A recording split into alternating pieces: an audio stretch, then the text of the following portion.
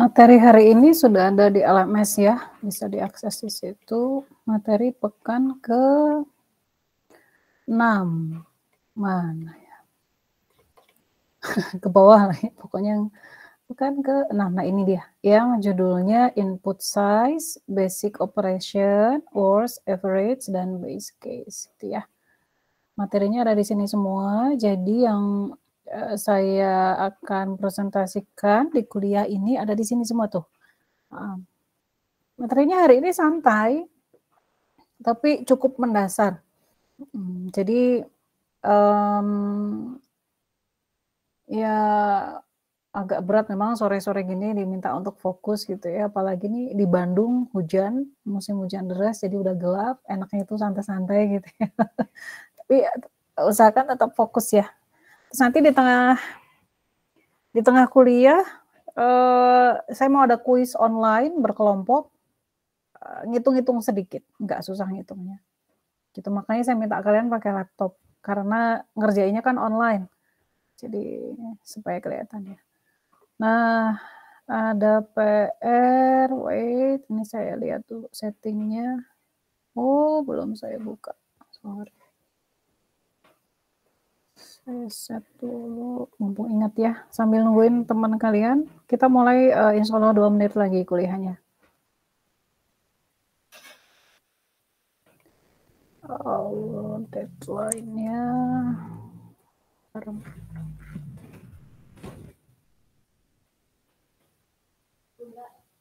Ya. Tanggalnya udah dibuang. Kalian tunggu. Tahu berapa ya? Buat apa? Atau cari di belakang kulkas itu.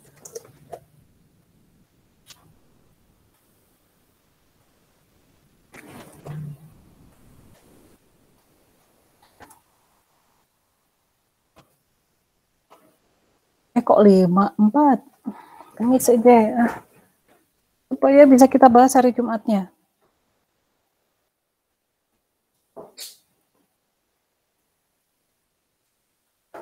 Ini kalian kalau dikasih deadline tengah malam kayak gini, jangan kemudian submitnya deket-deket tengah malam ya. Kalau ada trouble kalian susah sendiri nanti. Ya, saya spin dulu. Ini 2021 November, tanggal berapa tadi? 4 ya. Ya, PR-nya udah bisa dilihat. Satu aja layoutnya. Oke, sip. Restrict access. Oke, sip.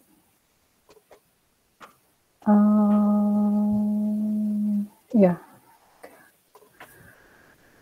Oke, PR sudah bisa dilihat. Apa aja PR-nya? Ada 6 soal. Nggak serumit PR sebelumnya. Ini gampang banget PR-nya ya. Terus sambil saya bikin feedback dulu.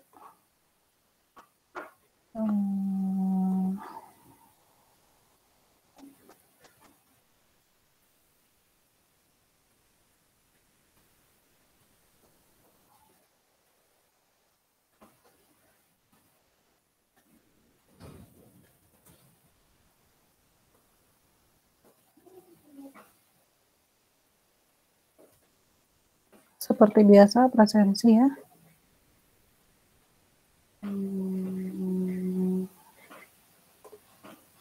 Oke.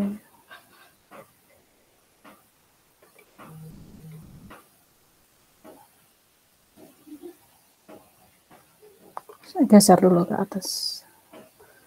Sebentar. Pertanyaannya saya tambahkan dulu. Template-nya ada nggak ya? Ada nih.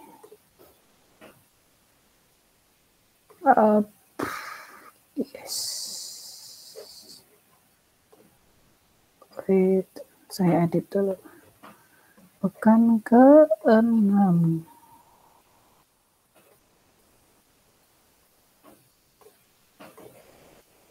Tuh kan Anda harus melakukannya, sabar ya. Sebentar. Oke, sip. Sudah berapa orang yang hadir ini? Coba kita lihat. 31. Kalian tuh ada 37 mahasiswa di kelas saya. Berarti ini baru 30 orang yang hadir. Nggak apa-apa ya. Minggu kelima kemarin. Oh, baru malam ini ya deadline-nya. Yang ngerjain baru 35 orang.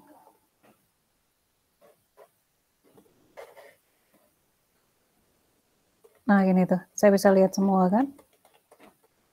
Dalam satu kali layar. Terus saya tinggal ngisi nilai di situ. Kalau kalian ngirimnya dalam file PDF atau itu, aduh, saya harus download dulu, kelamaan lagi nanti ngoreksinya. Kalau gini kan cepet. Nah, insya Allah saya akan mulai koreksi minggu depan saat kalian mulai ujian gitu kan. Iya, saya pengen ngoreksi sendiri karena supaya lebih supaya tahu mahasiswa saya seperti apa pencapaiannya. Gitu ya. Mohon sabar. Saya belum selesai ngoreksi. Wait. Sebentar, saya lagi running program ini. Saya klik-klik dulu. Wait.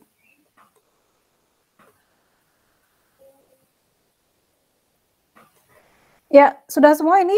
Ada lagi yang mau ditungguin? Kita mulai aja ya, supaya tetap bisa selesai 4:30. Ada yang kuliah 4:30 nggak? Nggak ada? Kayaknya tidak sih, Bu. Nggak ada ya? Jadi kalau misalnya Saya tidak, Bu. kalau saya agak lewat 15 menit dari 4:30 nggak apa-apa ya, izin dulu. Karena kita mulainya telat nih. Biasanya saya butuh minimal 90 menit untuk materi ini. Karena kalian saya minta untuk ngerjain sesuatu juga kan nanti. Gitu. Baik, selamat sore. Bismillahirrahmanirrahim. Kita mulai kuliahnya. Materi kita hari ini seperti yang bisa kalian lihat di layar, yaitu kita akan membahas tentang operasi dasar atau basic operation, input size atau ukuran masukan, ukuran input gitu ya, dan kasus terbaik, terburuk, sama kasus rata-rata. Tentu saja ketiga judul itu semuanya masih ada kaitannya dengan analisis kompleksitas algoritma. Gitu ya. Kita bahasanya nggak jauh-jauh dari itu. Nanti bagaimana atau apa yang dimaksud dengan semua itu. Nah, saya ingetin lagi bahwa posisi kita sekarang sudah masuk ke analisis algoritma, proof of correctness atau correctness proof sudah lewat. Nah, fokus kita di analisis algoritma ini setelah kita melakukan pembuktian kebenaran dari suatu algoritma adalah menganalisis efisiensi waktu dari algoritma, efisiensi waktu, time efisiensi, gitu ya. Nah,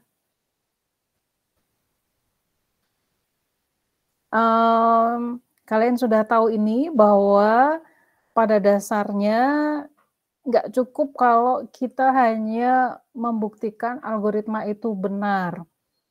Tapi kita juga harus membuktikan bahwa algoritma kita memang efisien. Bayangkan kalian saja kalau misalnya pakai apps gitu ya di iOS atau di Android, aplikasinya tuh bener sih outputnya, tapi lama banget, loadingnya lama, terus responsnya lama ketika tiap kali kalian ngeklik atau habis nginputin sesuatu, responnya lama, kalian sebel kan? Bener sih, outputnya tuh bener, tapi lama, ngitungnya dia lama, itu kan sebel banget. Jadi kita semua pasti kesel lah kalau menghadapi dapat apps kayak gitu, dapat program yang kayak gitu. Maka kita juga harus bisa membuktikan bahwa, memastikan bahwa algoritma yang kita buat itu juga efisien. Nah, tujuan dari analisis algoritma ini adalah poinnya itu ada di dua hal ini, yaitu kita ngukur efisiensinya dari sisi waktu ya, kalau yang sekarang kita bahas di kuliah ini, kita nggak bahas yang efisiensi ruang atau memori, enggak. Kita bahas dari sisi waktu saja. Itu juga bahasanya panjang lebar. Dan yang kedua adalah kita ingin membandingkan algoritma mana yang lebih baik, yang lebih efisien untuk masalah yang sama. Gitu. Makanya kalau kalian perhatikan algoritma searching itu minimal kalian kenal dua ya, ada sequential search dan ada binary search. Nah, kemudian ada algoritma sorting atau pengukuran, ada banyak tuh, ada quick sort, ada bubble sort, ada merge sort, ada insert, macam-macam lah, selection sort, macam-macam. Jadi kenapa sih ada banyak banget solusi, ada banyak banget algoritma untuk masalah yang sama-sama sorting atau pengurutan? Kenapa sih algoritmanya harus banyak? Nah gitu ya. Nah semua itu balik lagi ke kita akan memilih dan menentukan algoritma mana yang lebih efisien, gitu ya. Nah kalau kita ngomongin efisiensi, yaitu koefisiensi waktu, ingat ya efisiensi waktu ya kalau kita ngomong kayak gini, maka saya ingetin lagi minggu lalu kalian sudah saya tampakkan rumus sederhana untuk kompleksitas waktu. Bu, yang benar tuh istilahnya kompleksitas waktu atau efisiensi waktu sih sama aja. Semakin kompleks maka semakin nggak efisien. Semakin sederhana maka semakin efisien. Gitu ya. Jadi untuk mengukur efisiensi waktu, untuk mengukur kompleksitas waktu dari suatu algoritma, maka kita menggunakan notasi namanya TN. TN ini ya, simbolnya T. Yang diestimasi dengan COP dikalikan dengan CN. Nah, minggu lalu, kalau kalian masih ingat, sebentar. Kalau kalian masih ingat, saya membahas tentang CN. Fokus kita adalah pada CN. Minggu lalu ya CN ya. Nah, kenapa? Karena COP ini biasanya dipengaruhi oleh hardware. Di mana kemampuan hardware itu kan beda-beda. Jadi mungkin akan beda-beda tuh ketika udah dikaliin sama COP. Nah, karena yang ada di depan kita adalah algoritma, maka biasanya algoritma itu fokusnya ke CN. Kita bisa ngitung CN dari algoritma kita. Nah, ada dua komponen yang mempengaruhi nilai CN, yaitu input size dan basic operation. Input size atau biasanya disimbolkan dengan N atau ukuran masukan. Gampangnya gini lah, kalian memproses pencarian suatu nilai X tertentu pada array berukuran 100 dengan kalian mencari nilai X itu pada array berukuran 10.000, lebih cepat mana umumnya? 100 atau 10.000? Di array yang berukuran 100 atau 10.000? 100. Artinya semakin panjang array-nya, semakin banyak jumlah elemen pada array-nya, maka umumnya waktu yang dibutuhkan jadi lebih lama. Nah, jumlah elemen pada array tadi itu adalah salah satu contoh dari input size atau ukuran input. Gitu ya, itu contoh pada array. Nah, selain itu ada yang disebut sebagai operasi dasar atau basic operation. Nanti kita akan belajar di sini ya, kita lihat seperti apa sih basic operation. Nah, dari rumusan ini kalian memahami bahwa sebenarnya kompleksitas algoritma atau efisiensi algoritma, kalau kita ngomongin kompleksitas atau efisiensi pasti arahnya ke waktu ya. Kita nggak ya. Nah, pasti ke waktu ya. Jadi kadang-kadang saya nggak ngomongin waktunya, tapi saya langsung ngomong kompleksitas atau efisiensinya berapa gitu ya. Pasti yang saya maksud adalah waktu, karena kita nggak bahas yang efisiensi ruang. Nah, jadi pada dasarnya sampai dengan di sini, minggu lalu saya sudah nih ya, saya ingetin lagi, pada dasarnya kalau kita diminta untuk mengetahui efisiensi dari algoritma, kita tuh pada dasarnya cuma ngitung berapa kali sih basic operation dari algoritma tersebut dieksekusi berdasar ukuran input. Berapa kali? 1 kali, 2 kali, 3 kali, gitu ya. Nah, kalau kita bisa ngomong 1 kali, 2 kali, 3 kali itu kan kalau misalnya ukuran inputnya dikit ya. Ukuran inputnya itu cuma array-nya cuma 10 gitu. Kita bisa tuh ngasih angka exact kayak gitu, angka pasti. Tapi kalau ukuran input array-nya kita nggak tahu, atau bisa ditentukan secara otomatis oleh on the fly gitu oleh si user, nah maka kita nyebutnya tuh N. Gitu ya. Ini adalah efisiensi waktu, definisinya sederhana begini. Nah, jadi ada dua faktor yang harus diperhatikan. Yang pertama adalah input size, faktor pertama untuk mengukur efisiensi waktu, dan kedua adalah basic operation. Nah, kita akan bahas itu satu persatu. Nah, seperti pada contoh yang saya sebutkan tadi, kalau kita nyari bilangan, suatu bilangan X pada array berukuran 100 sama 10.000 lebih lama mana gitu ya, dapatnya lebih lama mana. Nah, maka pada dasarnya dari contoh tersebut kita mendapatkan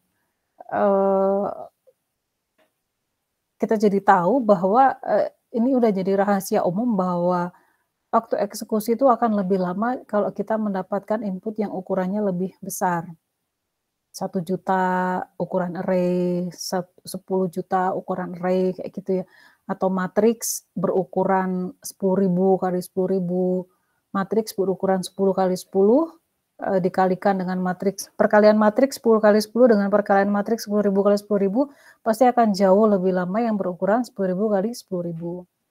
Nah, ini yang menjadi concern utama pada efisiensi algoritma. Jadi kalau kita menghitung nilai efisiensi algoritma itu, pasti kita harus memikirkan itu efisiensinya itu akan bertambah seberapa banyak jika inputnya besar. Tren pertumbuhan efisiensinya seperti apa kalau ukuran inputnya besar. Gitu. Trennya kayak gimana? Apakah eksponensial? Apakah linear? Apakah logaritmik? Atau konstan? Konstan sih nggak mungkin ya. Ada nggak algoritma yang konstan? Ada sih, tapi nggak make sense. Gitu ya. Nah, lalu bagaimana cara kita menentukan ukuran input ini? Nah, wait sebentar, izin dulu. Ukuran input ini adalah semacam clue atau petunjuknya. Kalau kita bekerja dengan array, ya, maka ukuran inputnya itu adalah ukuran dari array-nya itu sendiri. Kalau kita bekerja dengan array itu kan biasanya seputar sorting, searching, atau mencari elemen terbesar, mencari elemen terkecil, gitu kan, atau ngitung rata-rata, gitu kan, kita bekerja dengan array. Nah, di situ, kalau pokoknya kita bekerja dengan array, maka ukuran inputnya adalah ya ukuran array. Ukuran array-nya seberapa gede. Gitu ya. Ukuran array itu jumlah elemen pada array. Pada array atau list. Array. Kadang pelafalan saya kurang terdengar dengan jelas. List atau array. Gitu ya. Nah, untuk yang bentuknya kayak gini, ukuran inputnya adalah derajat polinomial atau jumlah koefisiennya. Ini kayak gini. Nanti saya akan tunjukkan CN yang bentuknya kayak gini. Pelan-pelan aja ya. Nanti minggu depan kalau nggak salah. Paling cepat minggu depan. Paling cepat artinya bisa lebih lama, nggak apa-apa. Terus petunjuk lain kalau problemnya adalah perkalian dua matriks berukuran N kali N, maka ukuran inputnya adalah jumlah elemen yang dikalikan atau matriks ordernya. Kayak kalian mengalikan matriks 10 kali 10 ini ya, matriks M kali N, ada matriks M, ada matriks N, kalian kalikan matriks ini 10 kali 10 juga, pasti akan lebih cepat dibandingkan kalau ukuran matriksnya itu ini 1000 kali 1000. 1000 kali 1000. Ya kan? kasus 1 pasti akan jauh lebih cepat daripada kasus 2. Karena ukuran matriksnya beda. Nah, dari sini kalian bisa lihat, oh iya ya, kalau matriks, perkalian matriks, maka yang disebut sebagai ukuran inputnya itu ya ini nih, jumlah elemen yang dikaliin, 1000 kali 1000 itu, atau 10 kali 10, gitu, ukuran matriksnya, gitu ya. Nah, ini nggak usah lama-lama di sini. Nah, berikutnya tentang operasi dasar atau basic operation. Sebentar, saya berhenti dulu. Input size, ada pertanyaan? Saya nyerocos terus. Bisa ya difahami ya. Kalau nggak ada yang nanya, maka saya asumsikan semuanya ngerti. Saya. Ini kayak belum ada, Bu. Oke, sip.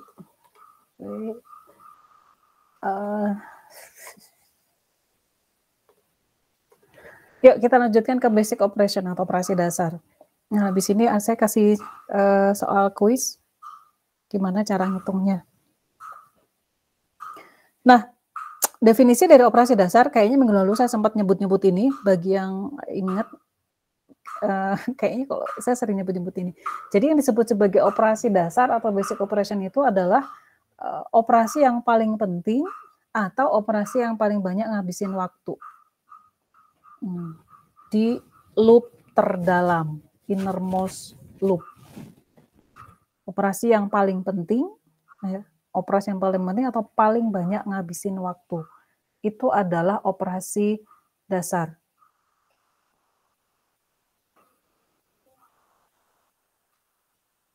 Gitu. Contoh, contohnya belum di sini. Di sini contohnya. Contohnya, untuk operasi pengurutan dan pencarian, yang disebut operasi dasarnya adalah operasi perbandingan. Nanti saya kasih lihat ya algoritmanya. Kemudian untuk operasi algoritma perkalian matriks, maka operasi dasarnya adalah operasi penjumlahan dan operasi perkalian. Gitu.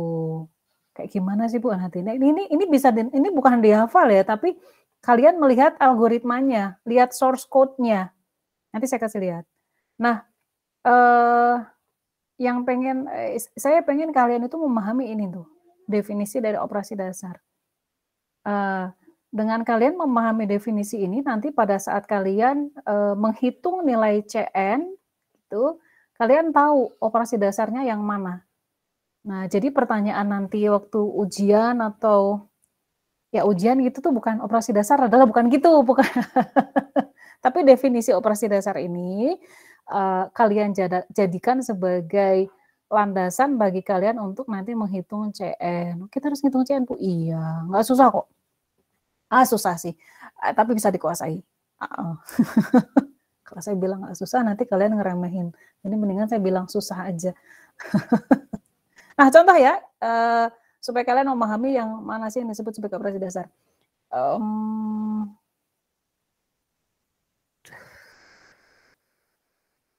Bentar, ini ada yang gangguin. Binary search, pencarian biner. Kalian perhatikan baik-baik di layar, lihat di bagian loop. Lihat ya, yang dimaksud sebagai operasi pada algoritma, ini operasi, ini assignment, operasi ini ya, operasi juga ini, operasi assignment, operasi perbandingan, ini perbandingan kan, ini perbandingan juga. Ini juga operasi penjumlahan, operasi pembagian, ini operasi perbandingan. Nah, ikutin mau saya susah. Ini operasi perbandingan juga, ini operasi pengurangan, operasi penjumlahan, operasi assignment.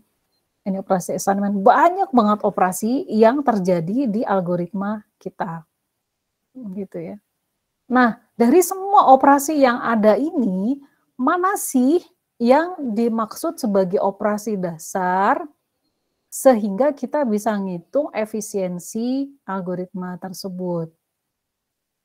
Efisiensi operasi dasar adalah operasi yang paling banyak ngabisin waktu atau operasi yang paling banyak dieksekusi. Yang mana? Saya kasih pilihan ya. Dari sekian banyak itu saya kasih angka deh.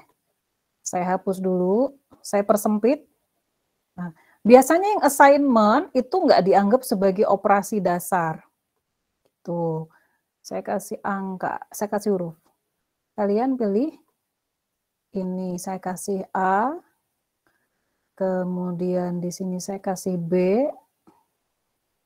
kemudian di sini saya kasih C. Ini juga C.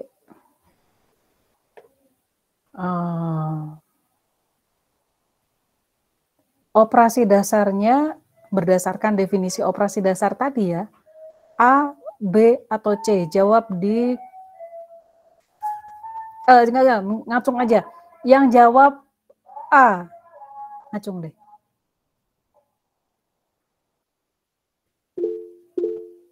Jawab A. Berapa orang? 3, 4. Kenapa Maaf, Din? tadi A-nya itu terhadap yang perbandingan low high itu ya, Bu? Iya betul, yang saya kasih lingkaran-lingkaran. Oh, nggak jelas ya, ini A, ini A, ini B, ini C. Ini C juga. Yang jawab A. Definisi operasi dasar adalah operasi yang paling banyak dieksekusi atau paling banyak ngabisin waktu.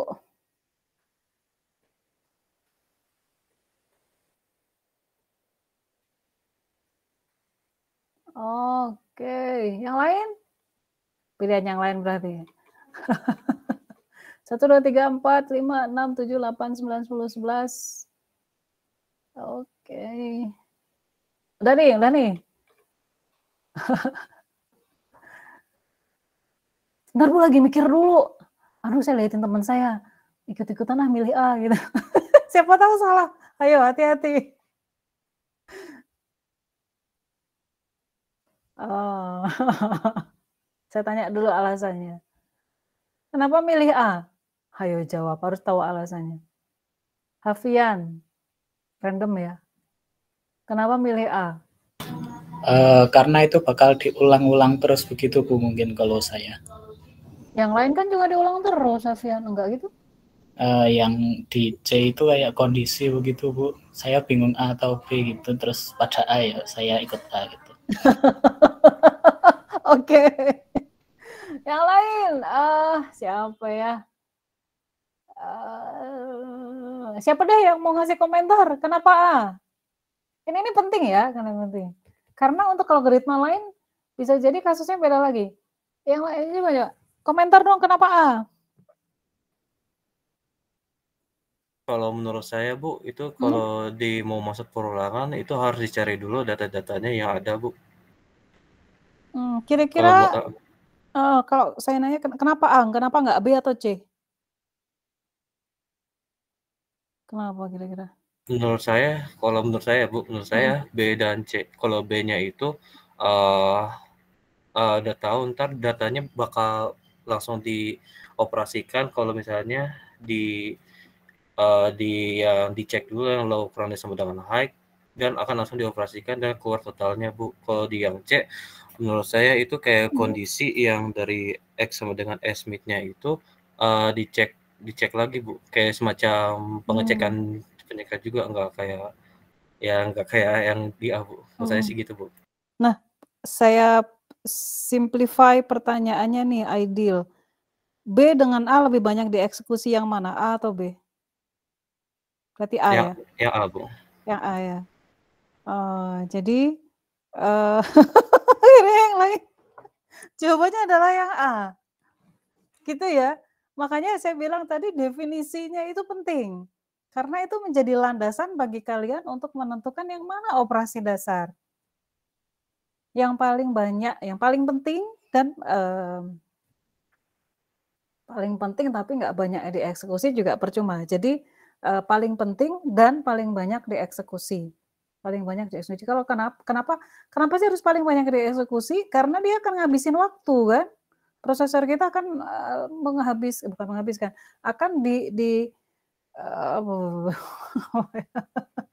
akan diarahkan untuk mengerjakan itu terus-menerus. Kenapa bukan yang B? Karena yang B sama C itu hanya bisa dieksekusi kalau yang A itu true. Artinya yang A selalu dieksekusi, artinya yang A akan selalu lebih banyak dieksekusi, artinya A itu adalah basic operation. Gitu ya, itu penjelasannya. Yuk, satu lagi, contoh lagi. Satu algoritma lagi. Gitu caranya, algoritmanya beda. Nah, beda nih algoritmanya. Kuliah saya kan santai gini ya, ngeliatin algoritma. Iya, namanya juga informatika ya begini. Lihat baik-baik algoritmanya. Ini mencari bilangan Fibonacci versi iteratif, bukan versi rekursif. Versi iteratif ya. Yuk, perhatikan ada if di sini. Saya tadi ngasih disclaimer, biasanya operasi assignment itu nggak termasuk operasi dasar. Ya, nggak dianggap, karena ya nggak terlalu penting lah. Karena assignment itu kan cuma ngasih pointer dari memori kan, ambil gitu, ngasih pointer. Sebenarnya kalau penjumlahan, perkalian itu kan jauh lebih rumit dibandingkan sekedar assignment. Gitu. Nah, yuk lihat, ada, saya kasih huruf lagi. Huruf A ini, yang merah. Ini ya. Untuk algoritma Fibonacci ini, operasi dasarnya yang mana? Apakah ini B? Yang A atau B operasi dasarnya? Yang A ngacung.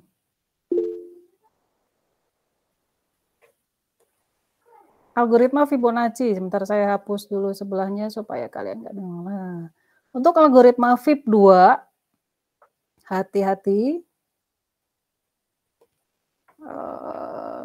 Yang mana operasi dasarnya? Definisinya ingat-ingat lagi, yang paling penting dan paling banyak ngabisin waktu. Yang A atau B, lihat baik-baik algoritmanya. Yang A dieksekusi berapa kali? 1 kali, Bu. 1 kali. Kalau yang B dieksekusi berapa kali? Banyak kali. Banyak. Jadi A atau B? Dia B kayaknya, Bu. Itu dia. Gitu ya. Oke, Bu. Jadi gitu ya caranya. Nah, ini penting. Kalian bisa menentukan yang mana operasi dasar. Pegang baik-baik definisi. Yang paling penting dan paling banyak dieksekusi. Untuk kasus yang B, yang paling banyak dieksekusi adalah operasi penjumlahan. Gitu, dibandingkan operasi perbandingan yang ada di A, yang di if itu. Kan dia cuma sekali dieksekusi. Kalau nggak memenuhi, ya udah kan programnya keluar kan. Tapi kalau sekali itu terpenuhi nilai N-nya memang lebih dari 0, maka kita akan masuk ke for-nya tuh. For, terus dia akan looping, melakukan operasi penjumlahan sebanyak N-1. Kan dari 2 sampai N-nya. Gitu, ini ya. Ini contoh operasi dasar. Jadi, operasi dasar di binary search itu adalah operasi perbandingan yang di sini. Saya kasih lingkaran ini ya.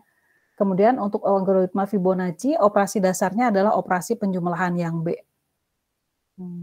Nah, ini adalah operasi dasar.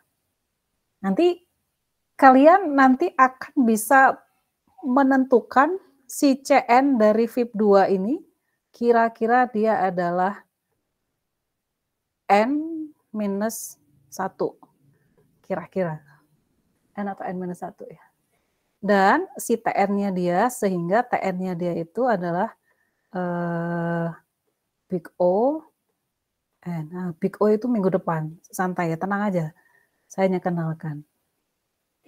Nanti kalian akan bisa ngitung kayak gini. Sabar ya. Saya baru dikenalin dulu. Supaya tertarik atau tambah pusing. Sementara yang binary search, maka kira-kira si CN-nya itu adalah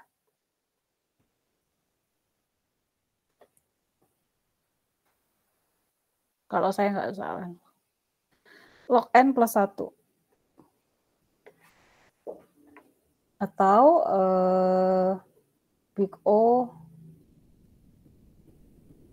N juga. Nanti kalian akan bisa menentukan kompleksitas algoritma kayak gini nih. Si binary search ini dia kompleksitas waktunya adalah Big O, N atau linear. Sama-sama linear ya. Binary search sama Fib 2 ini. oh si FIB2 atau algoritma Fibonacci ini kompleksitas waktu atau efisiensinya adalah N-1 atau sama dengan Big O N. Nah, cara ngomongnya itu kayak gini. Nah, nanti minggu depan saya akan ngajarin atau kita akan diskusi tentang Big O, Big Theta, sama Big Omega. Gitu nanti ya. Gitu ya, arahnya ke sana ya. Nah, tapi untuk bisa menghitung kayak gini nih, kalian harus tahu operasi dasarnya apa, input size-nya apa. Gitu. Sekarang kita ke operasi dasar dulu. Nah, saya kenalkan beberapa bentuk formula dari CN. Saya ingetin lagi, TN tadi diestimasi dengan CO kali CN. Ini ya, ini kali.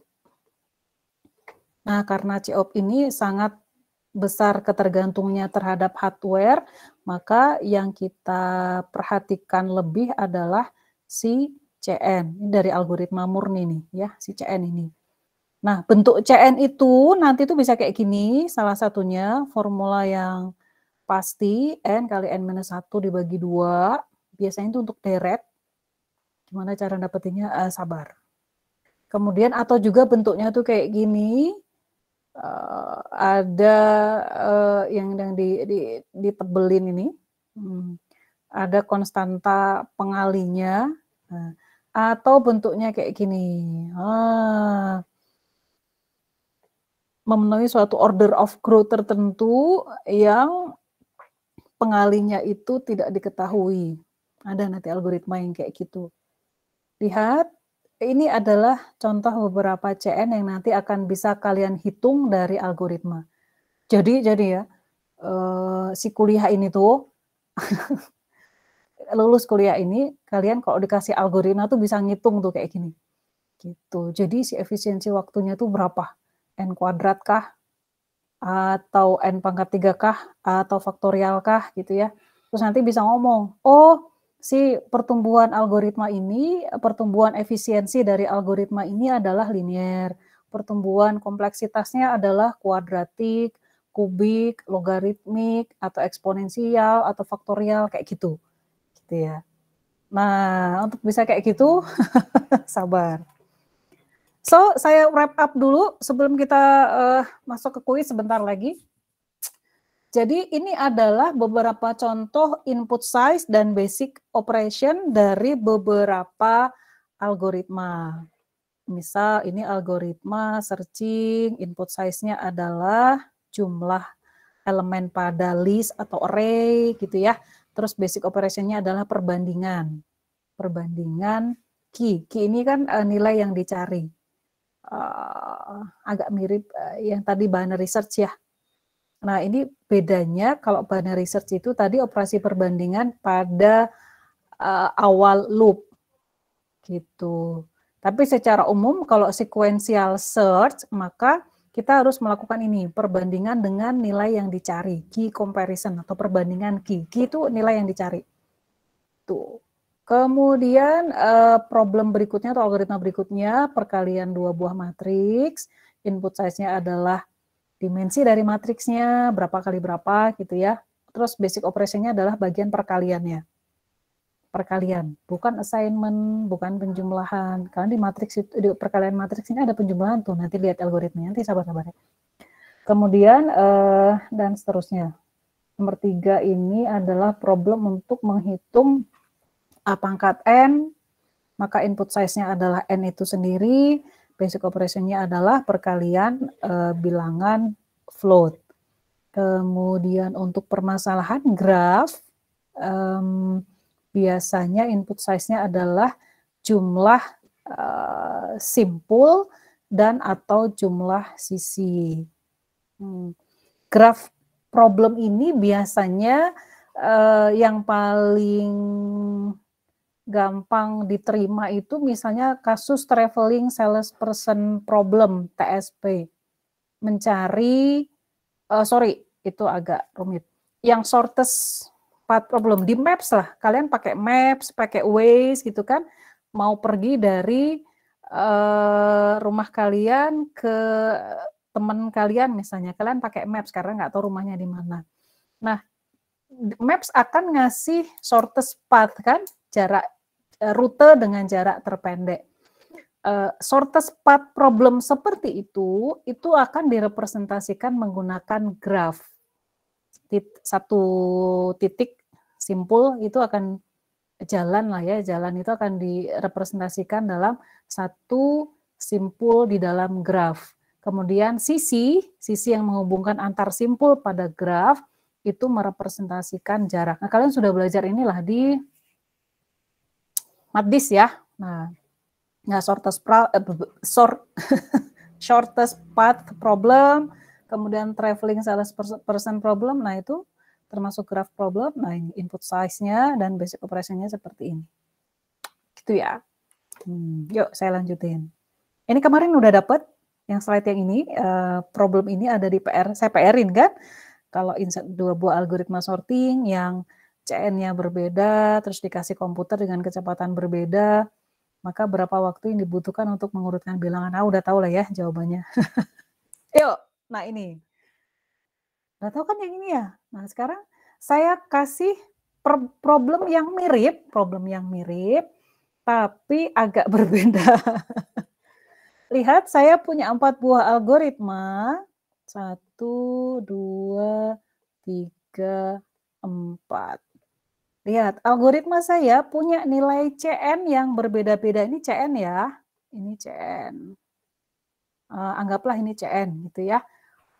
Jumlah basic operation yang dieksekusi pada suatu algoritma berdasarkan input size tertentu. Misalnya CN-nya ada 1, 2, 3, 4. Macam-macam nih. Yang 2 sama, 1 sama 2 sama N pangkat 3, tapi beda di pengali ya. Begitu juga yang 3, 4, 2 pangkat N, tapi berbeda di pengali. Terus kalian perhatikan, saya punya ukuran data yang beda-beda, 5, 10, sampai 40. Yang saya minta kalian untuk kerjakan adalah hitung waktu yang dibutuhkan oleh masing-masing algoritma ini dalam mengeksekusi data. Ini berapa, ini berapa, ini berapa, gitu ya. Nah, kalian ada berapa orang ini? Saya akan bagi kalian ke dalam 8 kelompok, karena ini ada 8 kolom. 6, 7, 8. Wait, sebentar. Ya, di sini nggak ada breakout room. Mana caranya kalian ngobrol nanti?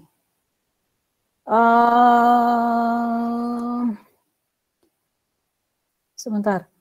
Problemnya bisa difahami ya. Waktu eksekusi persatuan data adalah 80 detik. Kalian ngisiin di sini.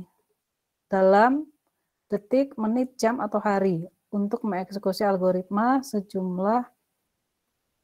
mengeksekusi algoritma dengan data sejumlah N. Soal bisa difahami ya.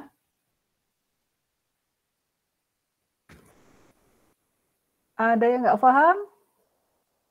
Kalian ngerjainnya di Google Sheet saya aja. Wait, saya share dulu. Mana Google Sheet saya? Mana? Wait, mana? Oh, nggak ada. Oh, ini dia.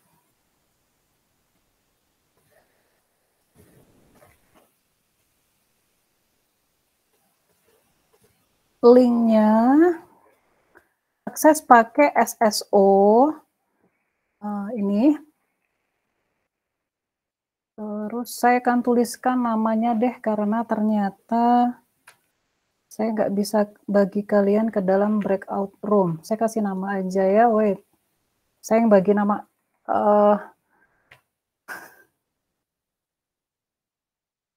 Random.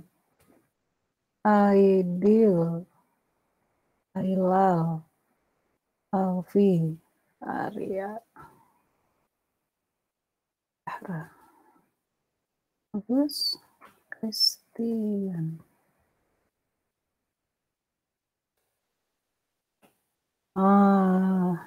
Kira-kira. Pokoknya sesuai urutan yang di itulah. Tufa, Fitri, Hafian sebelahnya. Ini ya, random ya. Hafian, Hidayat. Mana caranya kalian diskusi sama temennya?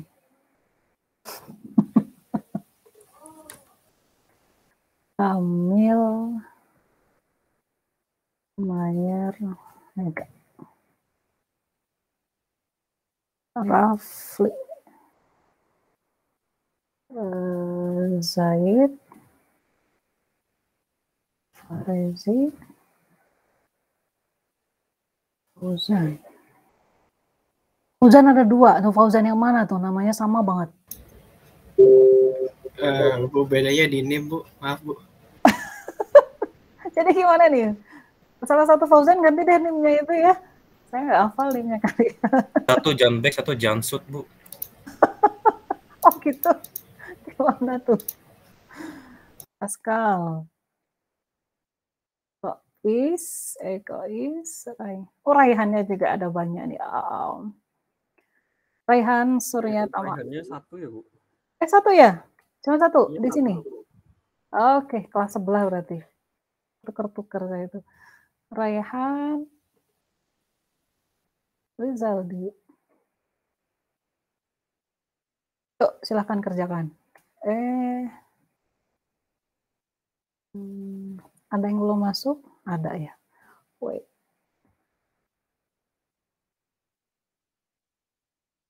Udah semua kan? Ada yang belum? Udah semua nih. 8 kali 3. 24, 34, 5. Baru 30. Siapa yang belum masuk? Adin, kamu di sini aja, Din. Adin. Aditya. Tuh kan kelewat. Udah ya, siapa lagi? Cari namanya masing-masing. Harus ngerjain di mana.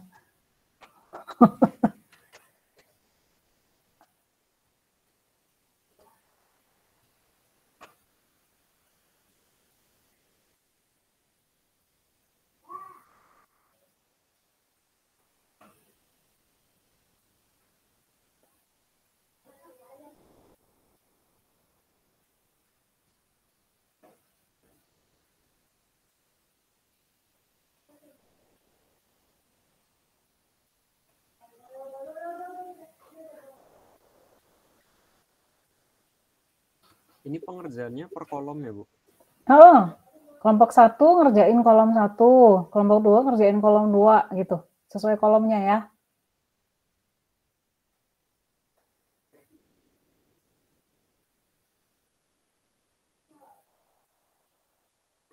Oh, ada yang belum masuk ya? Ihsan RL. Pascal, Kois, Raihan, Rizaldi, Rizky, Mayadi, Muslim, Zaidan. Oke. 32. 10 menit ya. Hitungnya gampang ya. Pakai kalkulator lah ya, biar cepet.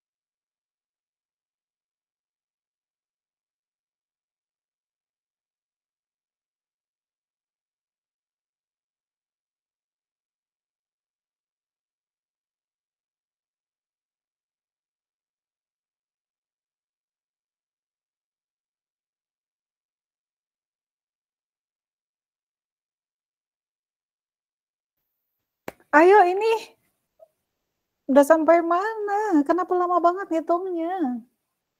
Langsung diisi di situ ya, di Google Sheet itu.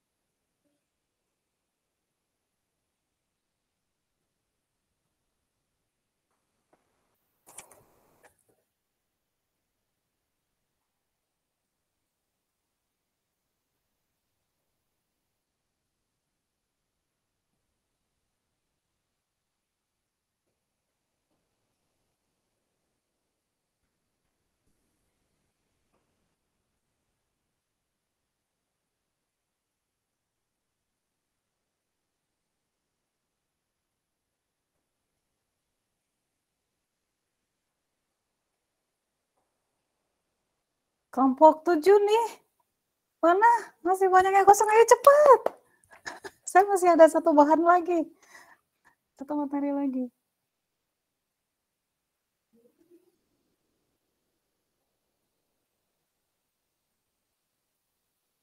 CN-nya itu ya ada N pangkat 3, ada 2 pangkat N. N-nya, N-nya itu ada 5, 10, 15, 20, 25, dan seterusnya. Terus ada waktu eksekusi per data.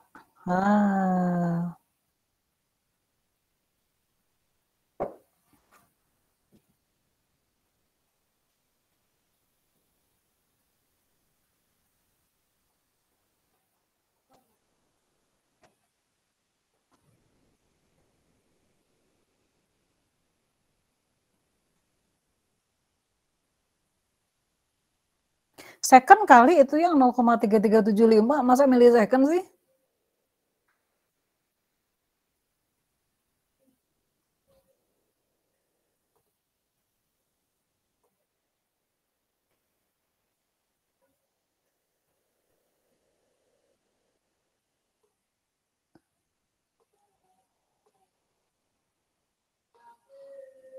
Ini gimana caranya?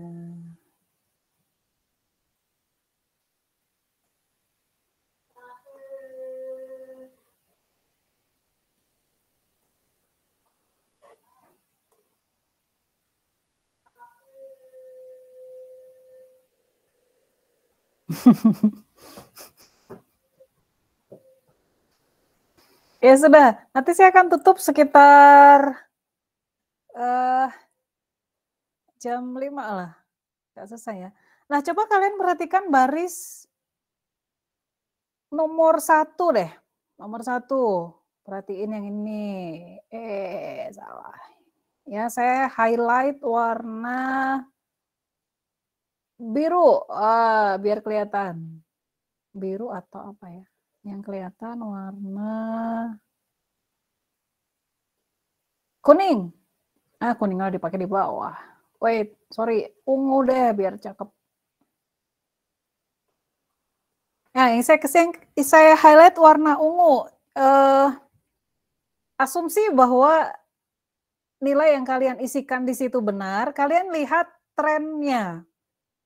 Pada saat 5, datanya cuma 5, N-nya sama dengan 5, dengan algoritma yang kayak gitu, 10 pangkat minus 6 kali N pangkat 3, butuh 0,01 detik.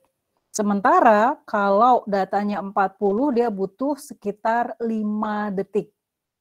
Dari 0,01 detik ke 5 detik. Padahal perubahan datanya dari 5 ke 40 aja.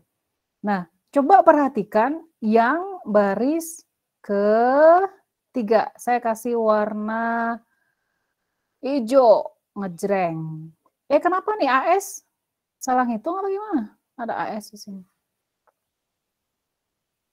Asumsi bahwa hitungan kalian benar, maka lihat yang hijau di kolom pertama, kalau datanya cuma 5, butuh 0,00256, kurang dari 1 detik. Perhatikan pada saat 40 detik, ini asumsi benar ya, asumsi hitungan kalian. Saya percaya ke kalian hitung ini, saya belum ngecek. Saya butuh berapa tuh? 20.000 jam. 20.000 jam. Padahal perubahan datanya cuma dari 5 ke 40. Dikit kan? Bukan dari 5 ke 10.000 data gitu, enggak. Cuma dari 5 data ke 40 data, lihat dia naiknya gede banget. Nah, kalau kalian lihat bandingkan tren perubahannya antara N pangkat 3 dengan 2 pangkat N, yang laju pertumbuhannya sangat besar, yang N pangkat 3 atau 2 pangkat N? Dari isian 2 pangkat N. Dari isian kalian kayak gitu kan. Nah, inilah yang saya pengen kalian infer. Oh, pakai plus-plus sih. Yang bener tuh ngitungnya. Nah, dari situ kalian bisa tahu bahwa kalau algoritmanya itu N pangkat 3, lihat dia masih lebih baik laju pertumbuhan efisiensi running time, laju pertumbuhan running time-nya itu masih lebih rendah ya, laju pertumbuhan running time waktu eksekusi lebih rendah dibandingkan kalau yang 2 pangkat N. Nah, nanti ada N pangkat 3, 2 pangkat N, 3 pangkat, itu adalah order of growth dari suatu algoritma ini ya. Gitu. Nanti kalian selesaikan. Itu yang saya pengen kalian ambil kesimpulan dari tabel ini. Jadi nggak cuma sekedar ngitung, tapi kalian perhatikan tren pertumbuhan angkanya. Salahkan teman kalian kalau ngitungnya ada yang salah ya. Hitungnya salah, yang benar ngitungnya gitu. Lihat ya. Ke kanan akan seperti apa, kemudian ke bawah. Kalau ke bawah itu kan datanya sama tuh. Kalau N pangkat 3 yang ungu itu 0,01 second, sementara yang 2 pangkat N itu 0,256 second. Nah, gitu ya. Sama-sama datanya 5. Tapi kalau algoritmanya N pangkat 3, dia jauh lebih cepat running time-nya dibanding yang 2 pangkat N. Apalagi yang kalau datanya 40 nih. Kelihatan kan? Yang paling kelihatan itu kalau yang datanya angkanya gede-gede ini. 35 aja lah yang lengkap nih. 35. Data 35 ya, perhatiin yang di sini, data 35. Kalau pakai yang algoritma pertama, saya cuma butuh 3 second lah, 3 detik. Tapi kalau saya pakai algoritma yang keempat, lihatin tuh, 76.000 jam. Jadi, harus hati-hati dalam membuat algoritma. Nggak cuma sekedar benar, tapi harus efisien. Efisiensinya itu kelihatan dari nilai CN-nya ini. Pertumbuhannya ngikut yang mana? Apakah N pangkat 3 atau 2 pangkat N? Nanti kalian bisa ngitung tuh, gimana cara dapetin N pangkat 3 dari algoritma kita? Gimana cara ngitung algoritma kita supaya bisa ketahuan yaitu N pangkat 3 atau N kuadrat atau N atau log N atau 2 pangkat N gitu ya. Nanti kita belajar itu di kuliah ini.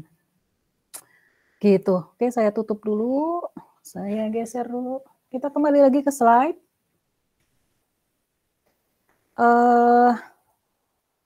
Nah, kelihatan grafik ya? Ini adalah grafik dari 4 buah algoritma yang tadi kalian hitung running time-nya. Grafik ini saya kasih nomor dulu. 1, 2, 3, 4. Grafik ini menunjukkan pertumbuhan waktu komputasi yang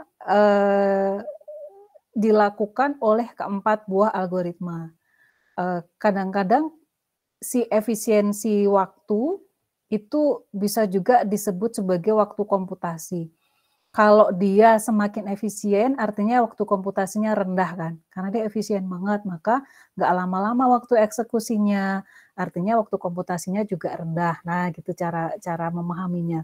Kalau waktu komputasinya tinggi, artinya dia nggak efisien, maka ya karena dia nggak efisien, dia lama banget waktu eksekusinya, gitu ya.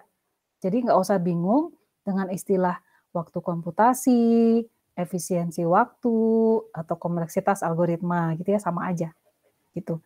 Nah, kalau kalian perhatikan, lihat dari angka yang tadi sudah kalian hitung, kalian berhasil menemukan bahwa oh ternyata yang ini nih 2 pangkat n ini dia laju pertumbuhannya gede banget tuh dari sisi waktu eksekusi dibandingin yang n pangkat 3 ini. Gitu. Itu ya, gede banget. Terus kalian juga bisa melihat bahwa sama-sama misalnya 30 deh, nih 30. Saya kasih tanda silang di sini. Algoritma 1 dan 2 untuk nilai n sama-sama 30 ya. Algoritma 1 dan 2. Perbedaan algoritma 1 dan 2 ini kan dipengali aja kan. Algoritma 1 dikalikan 10 pangkat minus 6, algoritma 2 dikalikan dengan 10 pangkat minus 4. Kalau kalian lihat dari angka yang kalian dapatkan tadi, itu nggak jauh beda. Ya lumayan sih, 3 detik, yang satu lagi 5 menit. 3 detik sama 5 menit jauh Bu, oke jauh. Jauh. Yang tadi kan yang satu 3 detik, satu lagi 5 menit ya. Tapi bandingkan dengan yang, maksudnya, satu kalimat saya andu. 3 detik ini kan, kalau misalnya di angka 30 ini dia 3 detik, 3 second ya. 3 second, yang ini 5 menit. 5 menit.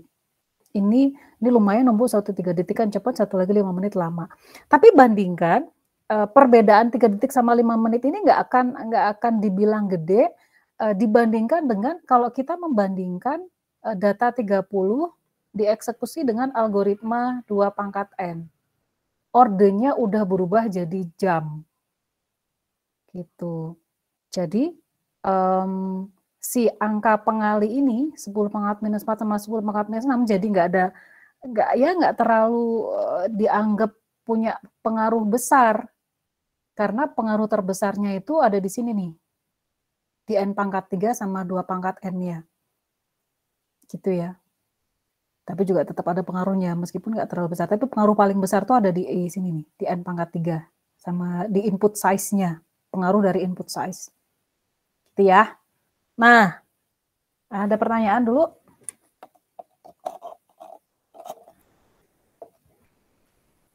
Saya cek dulu sebelum saya ke materi terakhir. Coba ngacung yang 75% paham materi sampai detik ini. 75% paham. Coba ngacung. 75% aja, saya nggak minta semua.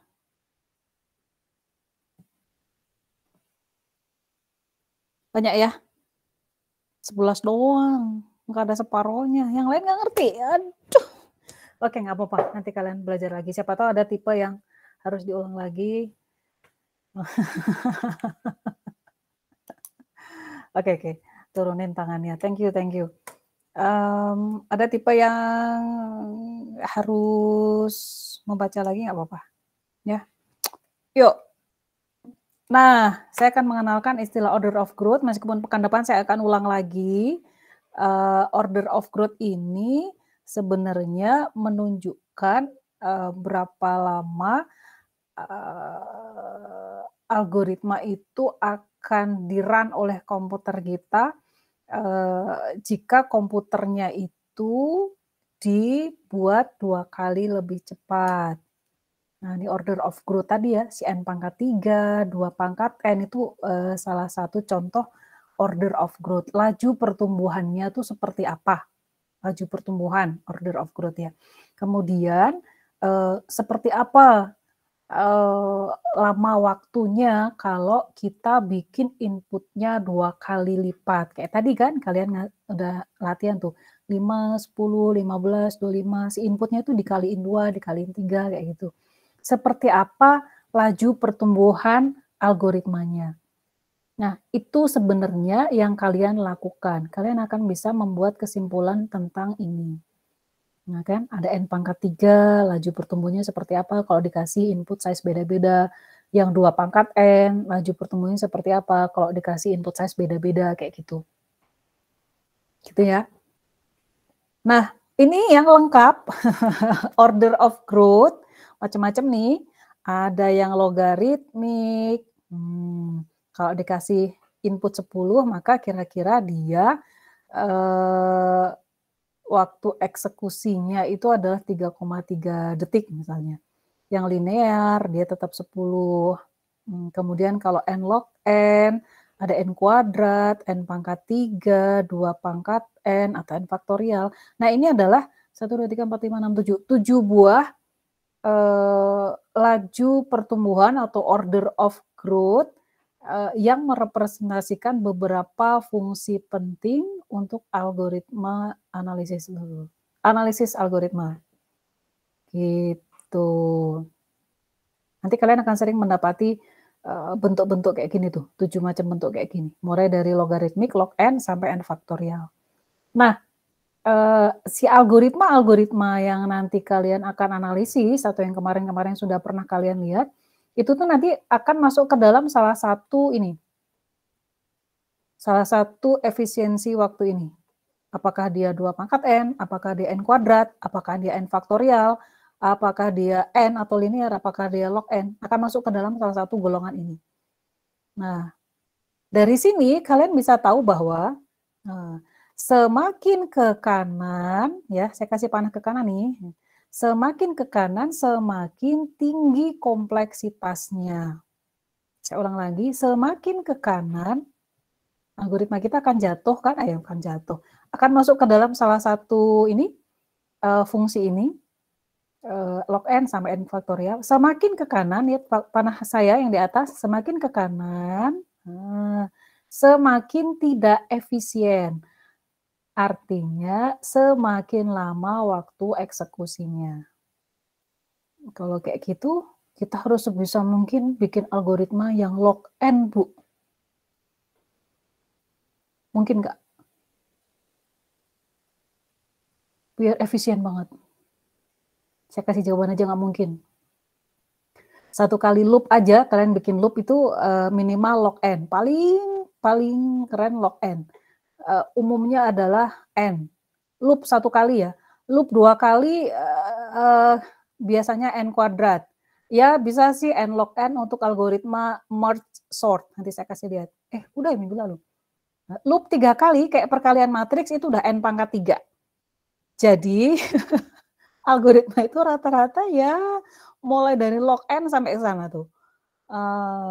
Gitu. Algoritma sederhana bisa sih n log yang like ulangin sama n. Tapi rata-rata mulai dari n log n ke kanan. Jadi inilah fungsi-fungsi umum atau fungsi-fungsi standar, fungsi-fungsi penting yang kalian akan sering jumpai untuk menentukan efisiensi dari algoritma. Gitu. Ya. Bu, maaf menginterupsi, mau izin bertanya. Di slide sebelumnya, Bu. Itu kan bisa dibilang fungsi-fungsi umum ya, Bu. Nah, apabila ada cara lain gitu, Bu, selain dari fungsi umum ini untuk menganalisis algoritma, itu mungkin ada nggak sih, Bu?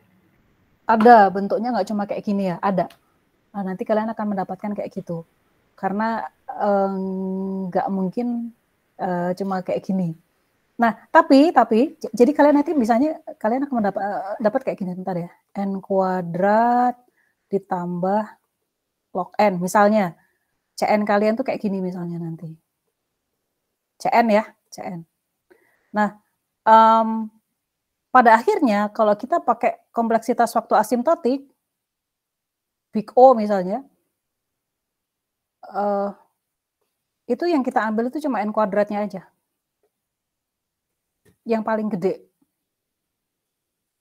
Berarti ntar cara ngitungnya juga berbeda ya, Bu? Ya, nah kenapa sih yang dihitung cuma paling gede? Nah, nanti sabar ya. Oke, siap. Terima kasih, Bu. Yo, tapi good point.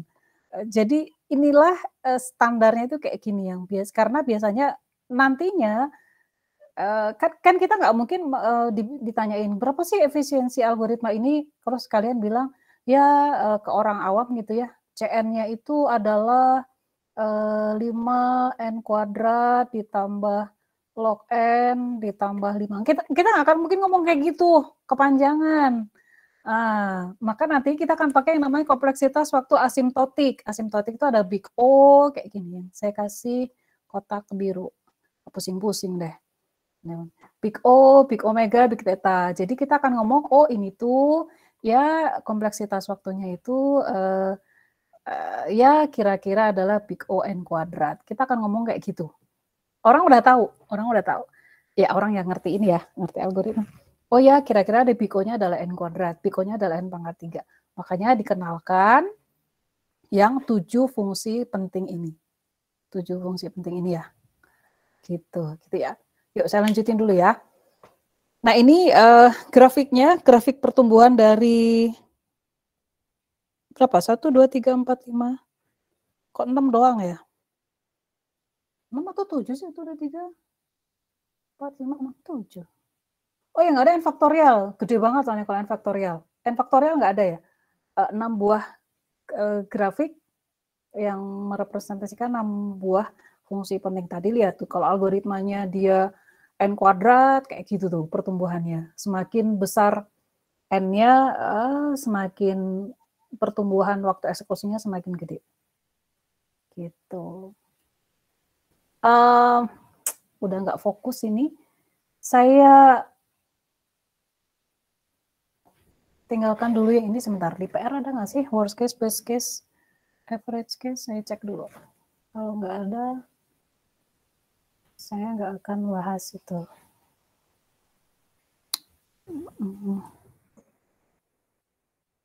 Lihat PR-nya dulu ya. Ada nggak bahasan tentang best case, worst case? Rasanya sih nggak ada.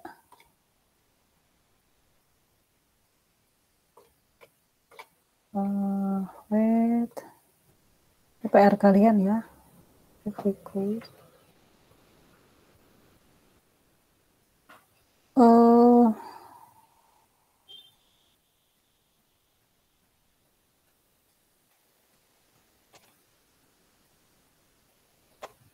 Wait. Kalian udah bisa ngerjain ini belum ya? Belum. Sorry, belum. Kalian nggak akan bisa ngerjain ini.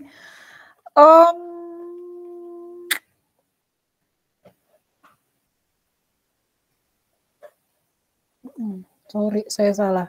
Ada yang kalian nggak akan bisa kerjain. Ya. Wait, kalau ini apa tuh?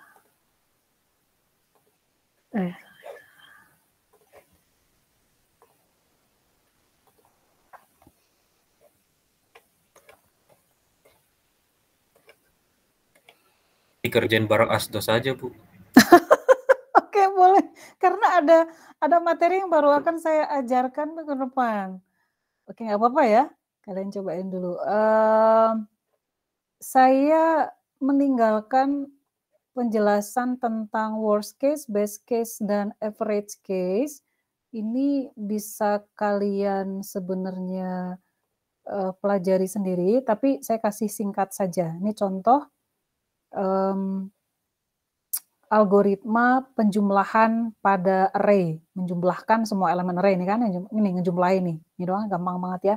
Nah, dari sini kalian basic operation-nya adalah operasi penjumlahan. Ini kan contoh dari penjelasan tadi ya. Kemudian input size-nya adalah N. Nah, ini kalian bisa dapatkan TN-nya adalah N. Kenapa? Karena si operasi penjumlahan ini akan dieksekusi sebanyak N kali. Ya kan? Maka disebutkan kompleksitas waktunya adalah N. Gitu. Lihatnya itu kayak gitu. Karena si operasi penjumlahan, ini ya yang plus ini, dieksekusi sebanyak N kali, maka TN-nya itu adalah N. Nah, kayak gitu cara ngomongnya. Terus contoh lain, ini adalah operasi sorting, basic operation-nya adalah yang ini.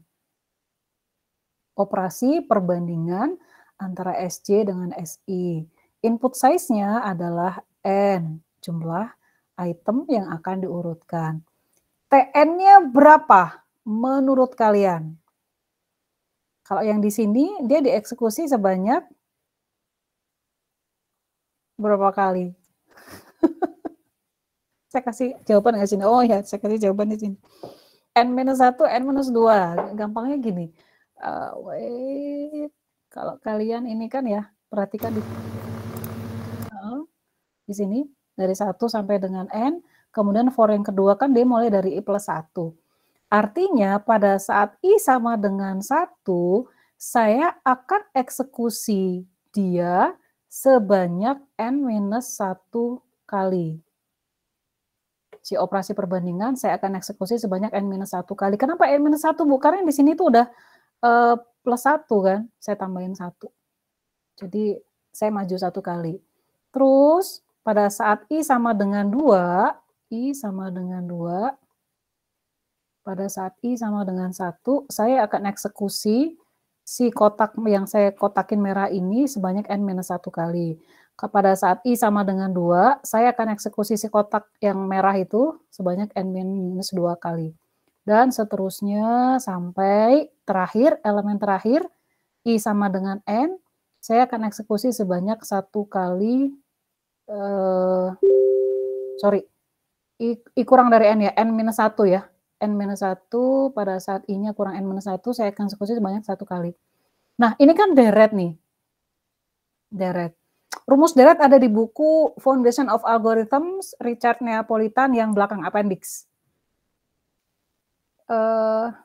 Atau bukunya, ya itu. Pokoknya lihat bagian appendix itu ada rumus-rumus deret tuh di situ. Kalau kalian lupa, ini kan deret. Kalau ada deret kayak gini, maka akan bisa disimpulkan seperti ini. N-1 pangkat N, N-1 kali N dibagi 2. Nah, ini adalah kompleksitas algoritma kita, gitu ya. Contoh lain, perkalian matriks. Basic operation-nya adalah instruksi perkalian yang ada pada loop terdalam, bukan yang penjumlahan, karena operasi perkalian jauh lebih penting dan jauh lebih ngabisin waktu dibanding penjumlahan. Ya dong, kan lebih rumit. Nah, ini ya, lihat, innermost di loop terdalam. Lihat, for-nya ada 3 kali. Tadi for-nya cuma 2 kali, sekarang for-nya 3 kali. Berarti, lihat ya, ini kan sama dengan, ada N kuadrat di sini kan? Setengah N kuadrat minus N. Kalau nanti kalian bisa tuh amati. Kalau for-nya 2 kali, biasanya itu N kuadrat. Nah, kalau N-nya for-nya 3 kali itu biasanya N pangkat 3. Bisa dibuktikan lewat matematis, tapi nanti. Tapi identifikasinya itu kayak gitu. Nah, ini TN-nya adalah N pangkat 3. Kenapa? For yang di sini, yang saya kotakin merah, dia akan mengeksekusi perkalian sebanyak N kali, ini kan. Terus, for yang saya kasih warna biru, juga akan dieksekusi sebanyak N kali. Begitupun yang warna hijau. Juga akan dieksekusi sebanyak N kali. Maka kita akan mendapatkan TN-nya adalah N pangkat 3. Nah, baru kemudian ke, ini apa ya, worst case, best case. Saya tinggalkan untuk minggu depan aja, nggak apa-apa ya. Kalau kalian gampang sih sebenarnya, kalian baca-baca sendiri.